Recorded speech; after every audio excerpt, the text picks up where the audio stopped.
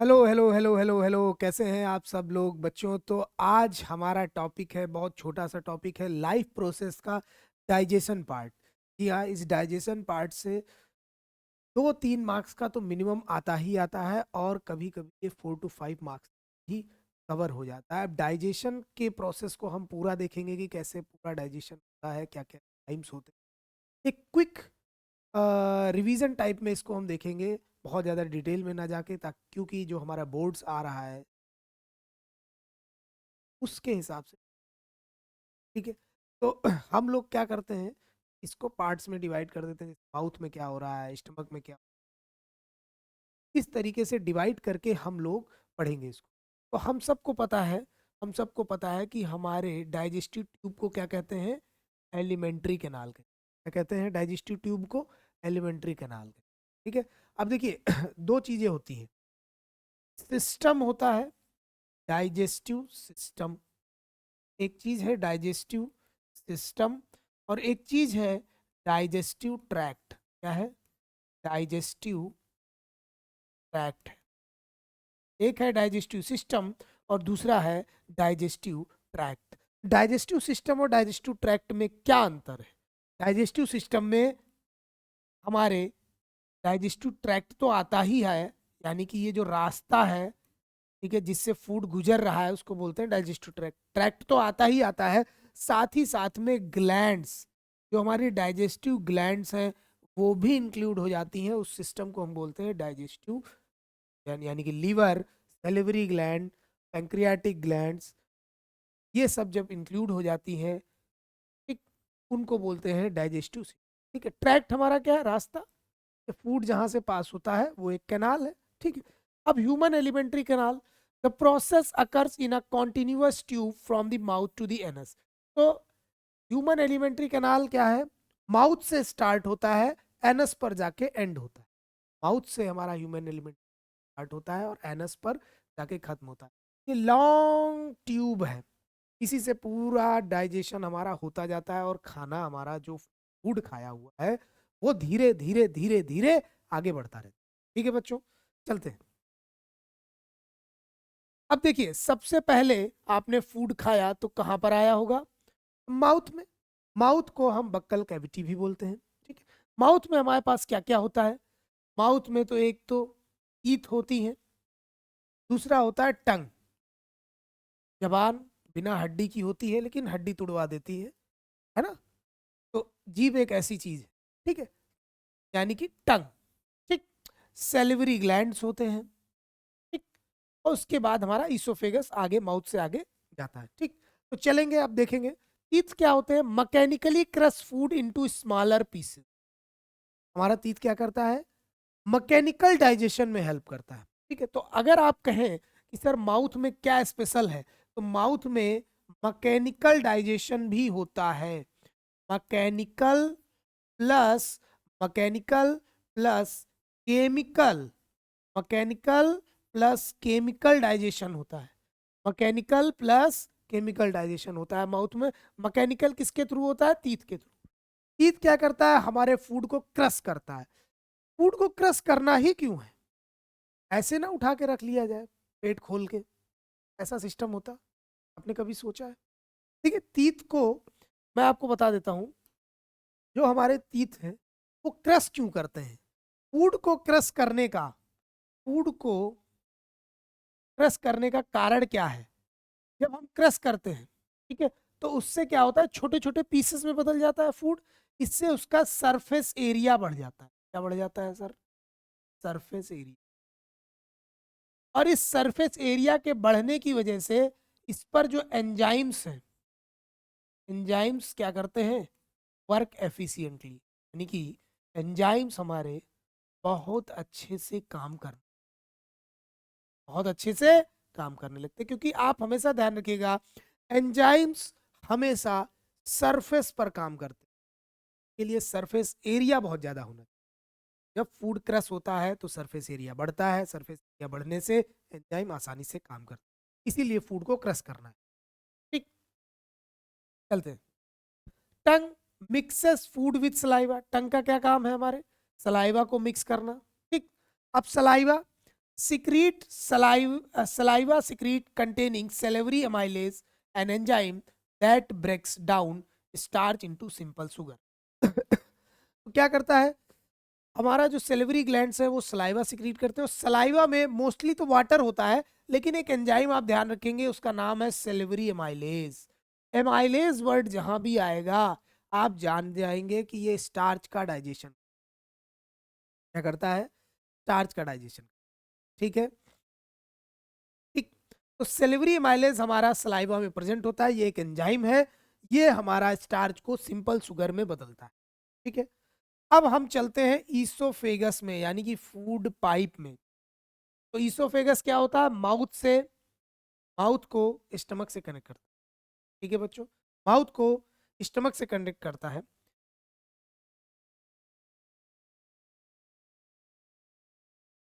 जी हाँ, transports food to the stomach via peristalsis, rhythmic contraction and relaxation of muscles. तो आप ध्यान रखेंगे ईसोफेगस में कुछ नहीं होता है, नो डाइजेशन. आपसे कभी सवाल पूछे कि कहां पर कोई डाइजेशन नहीं होता है, आप बोलेंगे ईसोफेगस. ईसोफेगस में कोई डाइजेशन नहीं होता, एक फूड पाइप भी इसको बोलते हैं. ये क्या करता है, माउथ से फूड को ले जाके स्टमक में दे देता है. ठीक, अब इसमें एक मूवमेंट होती है जिसको हम बोलते हैं पेरिस्टालिसिस मूवमेंट. क्या बोलते हैं, पेरिस्टालिसिस.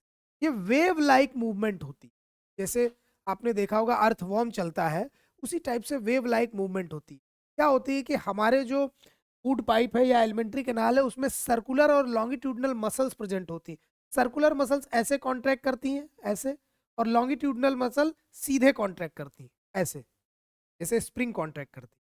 सर्कुलर मसल ऐसे, तो ऐसे और सीधे ये दोनों का कॉम्बिनेशन एक वेव लाइक मूवमेंट बनाता है, और इससे क्या होता है, मसल्स कॉन्ट्रैक्ट करती हैं और ऐसे फूड धीरे धीरे आगे की तरफ बढ़ता है. ठीक है, ये आपसे क्वेश्चन पूछा जाएगा फूड का मूवमेंट कैसे होता है आगे की तरफ, तो आप बोलेंगे पेरिस्टालिसिस की वजह से सर. ठीक है, अब हम आ गए स्टमक में. भाई अब हम फूड खा चुके हैं, माउथ से हमने निगल के, अब ले आए हम स्टमक. ठीक है, स्टमक में है gastric gland. Gastric gland secrete gastric juice consisting of. Gastric gland क्या सिक्रीट करते हैं, गैस्ट्रिक जूस सिक्रीट.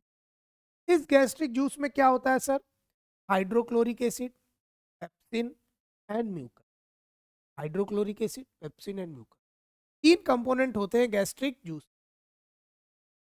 पहला है hydrochloric acid, creates an acidic medium for pepsin and kills bacteria. दो काम होते हैं सीएल के. पहला है एसिडिक मीडियम प्रोवाइड करना, दूसरा है अब एसिडिक मीडियम होने की वजह से बैक्टीरिया आराम से किल हो सकते हैं. ठीक है बच्चों,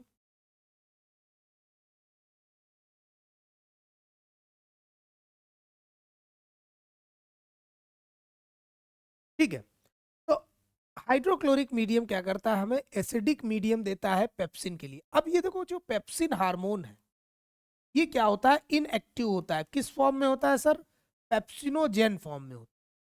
पेप्सिनोजेन फॉर्म में अगर कहीं भी किसी भी एंजाइम के आगे जेन लग जाए, यानी कि वो अभी इनएक्टिव है, काम करने लायक नहीं है, इनएक्टिव. ये इनएक्टिव एंजाइम है. इसको एक्टिव होने के लिए क्या चाहिए सर, HCl, हाइड्रोक्लोरिक एसिड.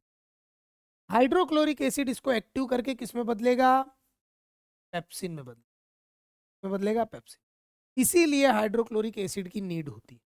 और सेकंड काम, क्योंकि वो एसिडिक मीडियम प्रोवाइड करता है, तो आप फूड लेते हैं, फूड में बैक्टीरिया वगैरह आ जाता है, तो नेचुरली बैक्टीरिया उस एसिडिक इन्वायरमेंट में किल हो जाते हैं.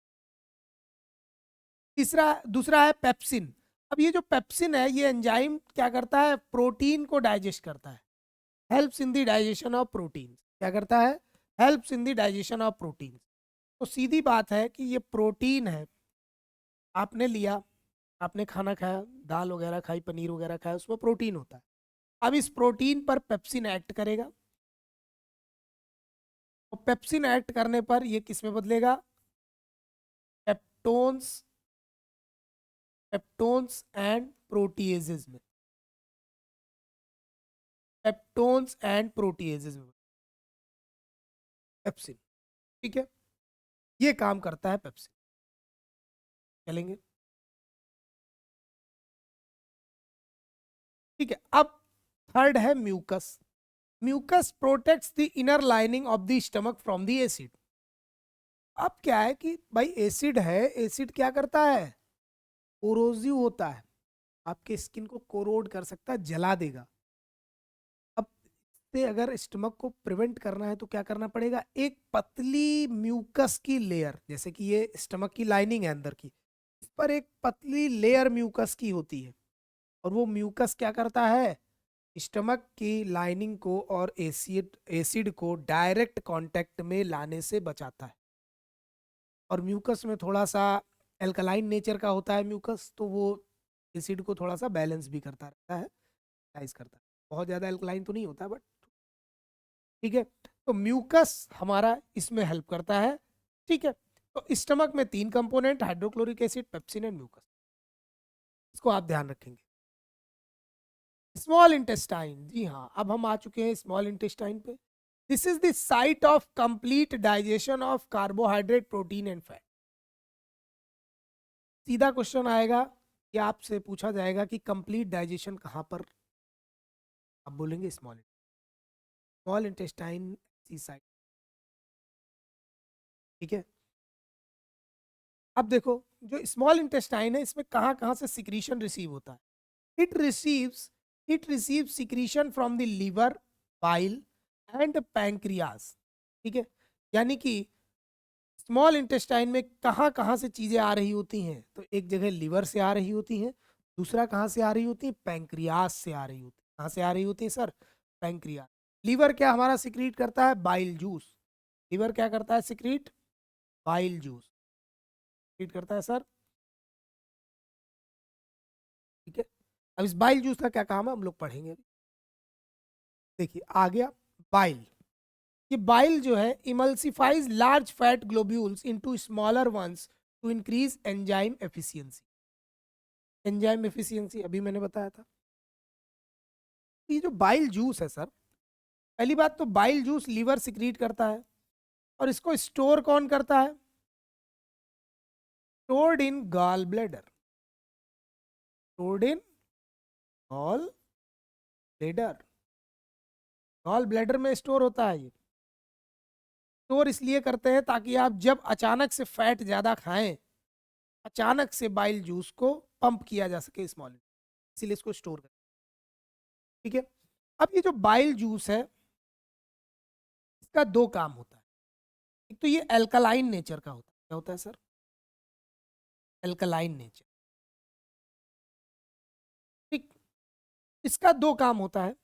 एक तो हमने आपसे बताया था कि फूड को हम लोग इसलिए क्रश करते हैं ताकि उसका सरफेस एरिया बढ़ जाए। ठीक है, और सरफेस एरिया बढ़ने से क्या होगा, एंजाइम अच्छे से वर्क करेगा, क्योंकि एंजाइम सरफेस पे। फैट बहुत बड़े बड़े मॉलिक्यूल होते हैं, बहुत बड़ा बड़ा ग्लोब्यूल होता है, बड़ा बड़ा, इतना बड़ा, मान लेते हैं ये फैट है। अब बाइल जूस क्या करेगा, इसको छोटे छोटे छोटे छोटे फैट के ग्लोब्यूल्स में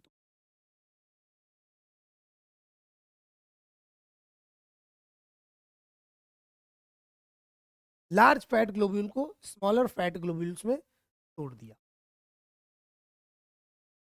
लेते हैं, स्मॉलर फैट ग्लोब्यूल्स में किसने तोड़ दिया sir, bile juice. Bile juice ने स्मॉलर फैट ग्लोब्यूल्स में तोड़ दिया। ठीक है, अब क्योंकि ये स्मॉल हो गए हैं तो इनका सरफेस एरिया बढ़ गया है, तो एंजाइम की एफिशिएंसी, यानी कि एंजाइम आसानी से काम करेगा, है ना। फैट को तोड़ने के लिए कौन सा एंजाइम होता है, लाइपेज। एंजाइम आसानी से काम करेगा। दूसरा, क्योंकि बाइल जूस एल्कलाइन नेचर का है, तो आपको पता है कि स्मॉल इंटेस्टाइन में फूड कहाँ से आ रहा है, फूड आ रहा है हमारा स्मॉल इंटेस्टाइन में स्टमक से, और स्टमक से फूड आ रहा है तो उसमें एसिड लगा होगा, और वो एसिड स्मॉल इंटेस्टाइन में काम नहीं करेगा। यानी कि स्मॉल इंटेस्टाइन में बेस चाहिए, यानी कि बेसिक नेचर चाहिए, एल्कलाइन नेचर चाहिए। स्मॉल इंटेस्टाइन में जितने भी एंजाइम्स हैं वो एल्कलाइन नेचर में काम करते हैं, और फूड तो लेके आ रहा है एसिड। इससे क्या होगा, जो हमारा स्मॉल इंटेस्टाइन है उसमें एसिडिक इन्वायरमेंट होने का खतरा है। उस एक्स्ट्रा एसिड को न्यूट्रलाइज कौन करेगा, हमारा बाइल जूस। ये क्या करता है, neutralises acid that comes with food from stomach. देखिए स्टमक से जो फूड आ रहा है में जो एसिड लगा हुआ है उस एक्स्ट्रा एसिड को कौन न्यूट्रलाइज कर रहा है? Bile juice. तो बाइल जूस के दो इंपॉर्टेंट वर्क, एक लार्ज फैट ग्लोब्यूल को स्मॉलर फैट ग्लोब्यूल में बदलना, इसी को बोलते हैं इमल्सिफिकेशन ऑफ फैट। ठीक है, लार्ज फैट ग्लोब्यूल को स्मॉलर फैट ग्लोब्यूल में बदलने को ही कहते हैं इमल्सिफिकेशन ऑफ फैट। ठीक, चलेंगे अब देखते हैं। अब ये आ गया पैंक्रियाटिक जूस। अब पैंक्रियाटिक जूस में क्या होता है? एक एंजाइम होता है ट्रिप्सिन, ठीक है, जो क्या करता है? Digest proteins. दूसरा एंजाइम होता है lipase, break down emulsified fat, emulsified fat को ब्रेक डाउन करता है। चौथा होता है एमाइलेज, मतलब तीसरा होता है एमाइलेज। एमाइलेज क्या करता है? हमारे जो स्टार्च है उसको डाइजेस्ट करता है। मैंने बोला था एमाइलेज जहां भी आएगा वहां आप जान जाएंगे स्टार्च को डाइजेस्ट। ठीक है, ये ध्यान रखेंगे। अच्छा, ये सारे एंजाइम, ये जो पैंक्रियाटिक जूस है असल में काम करता है अल्कलाइन नेचर पे। ठीक है, इसीलिए हमको नेचर एल्कलाइन करना ही पड़ता है। ठीक है, अब हम देखते हैं एब्जॉर्प्शन।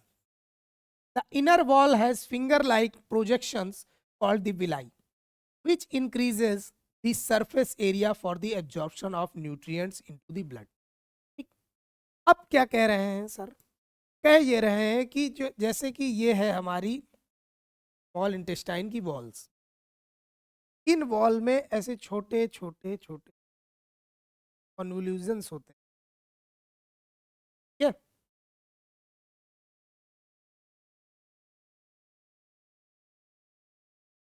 ऐसे ऐसे फोल्डिंग्स होती हैं, यानी कि हमारा जो ये वॉल है स्मॉल इंटेस्टाइन की, ये ऐसे सीधे ना होके ऐसे फोल्डेड होती है,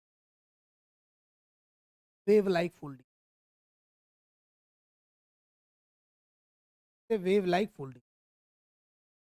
इस वेव लाइक फोल्डिंग की वजह से, इस वेव लाइक फोल्डिंग को ही हम कहते हैं विलाई। क्या बोलते हैं? विलाई।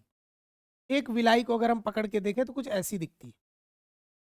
ठीक है, अब इस विलाई में क्या होते हैं? खूब सारी ब्लड कैपिलरीज होती है, खूब ब्लड कैपिलरीज होती है, खूब सारी ब्लड कैपिलरीज, ब्लड वेसल्स होती हैं जो फूड को एब्जॉर्ब करने के लिए तैयार हैं। और इस तरीके से क्यों है हमारी इंटेस्टाइन की इनर लाइनिंग? क्योंकि एब्जॉर्प्शन भी हमारा किस पे डिपेंड करता है? Surface area. जितना ज्यादा सरफेस एरिया उतना ज्यादा रेट ऑफ एब्जॉर्प्शन। ठीक है, इसलिए हम विलाई को मतलब इनर लाइनिंग से विलाई बनाते हैं। अच्छा, विलाई भी अब आगे की बात है एक, विलाई के ऊपर भी छोटी छोटी छोटी छोटी फोल्डिंग होती है, उनको बोलते हैं माइक्रोविलाई। अब यहाँ से फूड को एब्जॉर्प्शन किया जाता है। ठीक, इसीलिए बोल रहे हैं inner wall has a finger like structure या projections called villi which increases the surface area for the absorption of nutrient into the blood। Blood में फूड को एब्जॉर्ब करने के लिए सरफेस एरिया बढ़ाया जा रहा है। ठीक है, लार्ज इंटेस्टाइन में क्या है भाई? Absorbs water and some minerals from the unabsorb food. तो लार्ज इंटेस्टाइन में कोई डाइजेशन नहीं होता, तो ध्यान रखेंगे लार्ज इंटेस्टाइन में कोई भी डाइजेशन नहीं होता, नो डाइजेशन, सिर्फ कुछ एब्जॉर्प्शन होता है, मोस्टली वाटर और मिनरल्स, कुछ नहीं। Remaining waste is stored in the rectum and expelled through the anus. ठीक है, जो बचा कुचा वेस्ट है वो रेक्टम में कुछ देर के लिए स्टोर रहता है, फिर आप एनस के थ्रू से बाहर निकाल। ठीक है, फीसेस बोलते हैं उसको, वेस्ट को फीसेस बोलते हैं। अब हम देख लेते हैं किसमें हमने क्या पढ़ा है, ई एंजाइम की समरी। तो सेलिवरी एमाइलेज हमारा किसमें है? सेलिवरी ग्लैंड के थ्रू सिक्रीट होता है। सबस्ट्रेट क्या है, यानी कि किस पर एक्ट करेगा? स्टार्च पे एक्ट करेगा, और एक्ट करने के बाद किस में बदलेगा उसको? सिंपल शुगर में। किसमें बदल देगा? प्रोडक्ट क्या बनाएगा? सिंपल शुगर को हम बोल सकते हैं ग्लूकोज, कोज, फ्रक्टोज, माल्टोज, एक्सेट्रा एक्सेट्रा। ठीक है। दूसरा है पेप्सिन की एंजाइम, हमको क्या मिला, पेप्सिन मिला। ठीक है, पेप्सिन क्या करेगा, कहाँ सिक्रीट होता है, गैस्ट्रिक ग्लैंड से, स्टमक में सिक्रीट होता है गैस्ट्रिक ग्लैंड। किस पर काम करेगा, किस पर एक्ट करेगा, प्रोटीन्स पर एक्ट करेगा, प्रोटीन्स पर। किसमें बदलेगा प्रोटीन्स को, पेप्टाइड्स एंड पेप्टोन्स, यानी कि प्रोटीएजेस, पेप्टोन्स एंड प्रोटीएजेस में बदलेगा, छोटे छोटे स्मॉलर स्मॉलर यूनिट में बदल देगा। चौथा एंजाइम है ट्रिप्सिन। चौथा एंजाइम क्या है, ट्रिप्सिन। ये ट्रिप्सिन कहाँ से निकल रहा है, हमारा पैंक्रियास से। कहाँ से निकल रहा है, पैंक्रियास से निकल रहा है। क्या करता है, किस पर काम करता है, प्रोटीन पर। यानी कि ये जो पेप्टाइड्स बचे हैं, जो पेप्टोन्स और पेप्टाइड्स बचे हैं, इन बचों को भी तोड़ देता है, क्योंकि अभी पूरी तरीके से डाइजेस्ट हुए नहीं है। प्रोटीन को डाइजेस्ट होने में टाइम लगता है, एनर्जी भी ज़्यादा लगती है। इसीलिए अगर कोई वेट लॉस कर रहा है तो उसे प्रोटीन ज़्यादा खाना चाहिए, क्योंकि प्रोटीन आपको काफ़ी देर तक फुल रखता है, काफ़ी देर तक आपका सटाइटी बनाए रखता है, यानी कि आपको भूख लगने नहीं देता है, और एनर्जी भी उसमें ज़्यादा इन्वॉल्व होती है। आप उसको तोड़ने में बॉडी ज़्यादा देर तक काम करती है। ठीक है, अब इस प्रोटीन को किस में बदलेगा, अमीनो एसिड में बदलेगा, अमीनो एसिड में। ठीक है, सिंपल प्रोटीन इससे बना होता है उसको क्या बोलते हैं, अमीनो एसिड। लाइपेज कहाँ से निकलता है, पैंक्रियास। कहाँ पर एक्ट करेगा, इमल्सिफाइड फैट्स पर, यानी कि फैट के ग्लोब्यूल जो छोटे छोटे हो गए हैं उन पर। इसमें बदलेगा फैट्स को, फैटी एसिड्स एंड ग्लिसरॉल्स में। इसमें बदलेगा फैटी एसिड्स एंड ग्लिसरॉल्स। अब पैंक्रियास से एक और एंजाइम निकलता है जिसको हम एमाइलेज बोलते हैं, पैंक्रियाटिक एमाइलेज। बात वही पड़ेगी, वो भी किस पे एक्ट करेगा, स्टार्च पे। इसमें बदलेगा सिंपल शुगर, बट उसका नाम पैंक्रियाटिक एमाइलेज है। ठीक है, एमाइलेज ही है। आपको ध्यान रखना है, पेप्सिन, ट्रिप्सिन, लाइपेज। अच्छा, एक चीज और है, पेप्सिन एसिडिक इन्वायरमेंट में काम करता है, एसिडिक इन्वायरमेंट में काम करता है पेप्सिन। ट्रिप्सिन एल्कलाइन में। दोनों ही प्रोटीन को डाइजेस्ट करते हैं, लेकिन नेचर में चेंज है। मान लो मान लो आपसे सवाल पूछे कि pepsin and trypsin are both both digest proteins, but their working conditions are different, explain. इस तरीके के क्वेश्चन पूछ लेते, तो आप क्या कहेंगे, pepsin and trypsin, yes pepsin and trypsin both digest proteins, but their working conditions are same, because pepsin works in a acidic condition whereas trypsin works in a alkaline condition। ठीक है, alkaline nature का। ठीक है बच्चों, तो ये छोटा सा शॉर्ट, एक तरीके से हम कहें कि शॉर्ट रिवीजन टाइप का ये वीडियो था। बहुत डिटेल में हम लोग नहीं ला रहे हैं, बहुत डिटेल में लाएंगे कुछ दिनों बाद आपके लिए। बहुत अच्छे से लाइव क्लासेस भी होंगी, सब कुछ होगा, लेकिन ये शॉर्ट रिवीजन टाइप से है बच्चों। और रिवीजन इस तरीके से करते रहिए, क्योंकि अब हमारे पास बहुत ज़्यादा टाइम नहीं बचा है। मुझे लगता है 20-22 दिन बचे हैं साइंस के पेपर को। तो मिलते हैं हम लोग नेक्स्ट वीडियो में, तब तक के लिए बच्चों।